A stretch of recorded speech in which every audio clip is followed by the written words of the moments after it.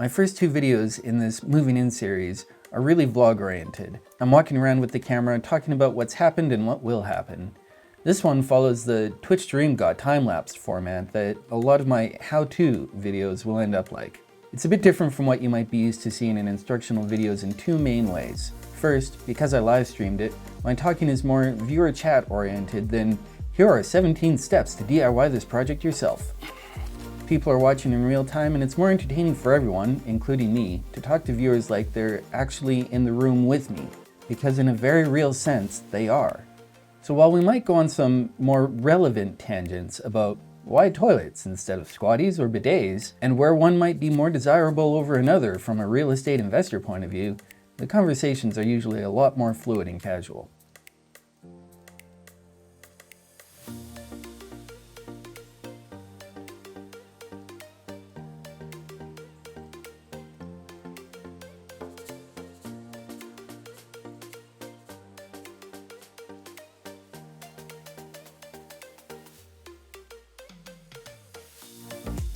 The second major difference that I want to highlight for people, especially in anything I might consider demonstrational or instructional, is giving a full, real, complete recording of the experience.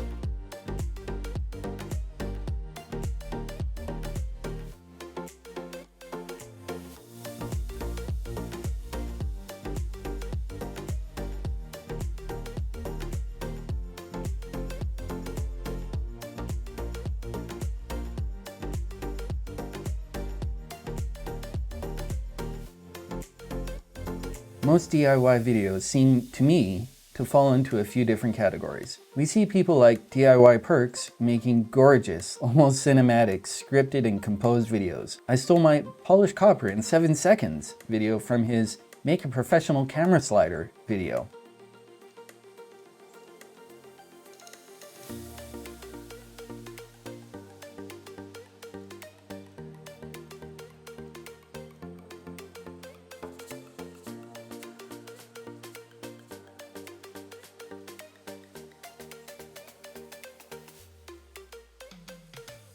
Then of course, since it's YouTube, you've got an entire DIY genre based on pocket hole screws, where every third cut is someone busting out their latest Craig jig.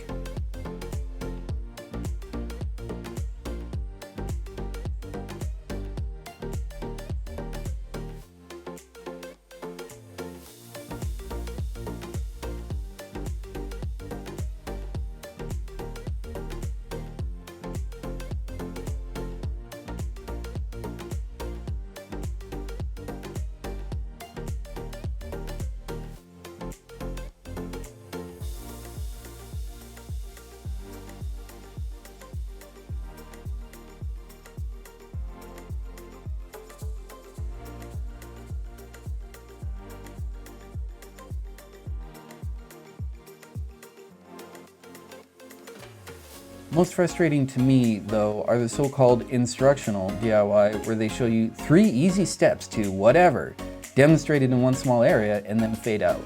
When they come back, the whole room is done and you've really got no idea how long it'll take, what kind of weirdness you might run into, or where they cut corners and painted on top of outlet covers.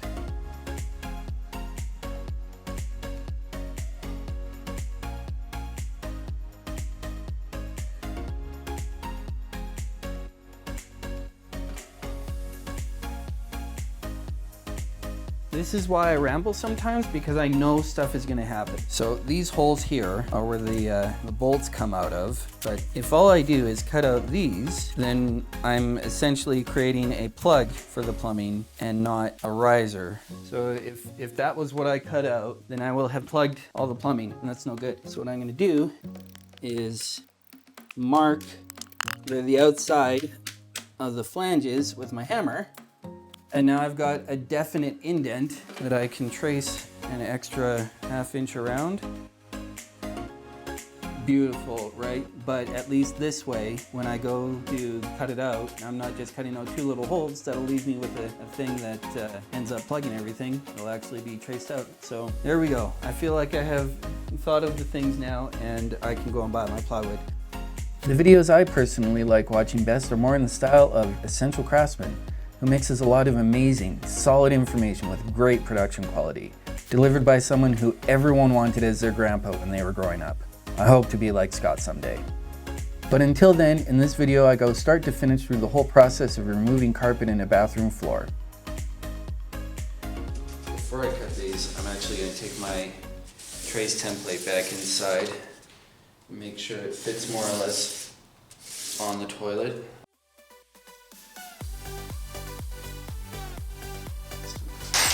Toasty!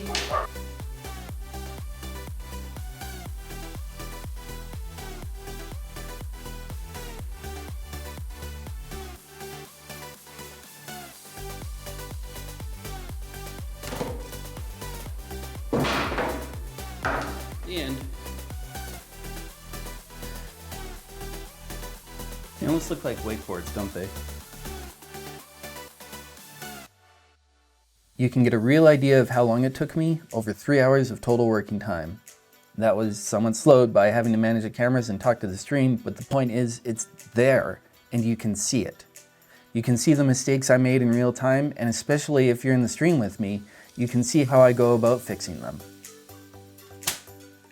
Oh, shoot.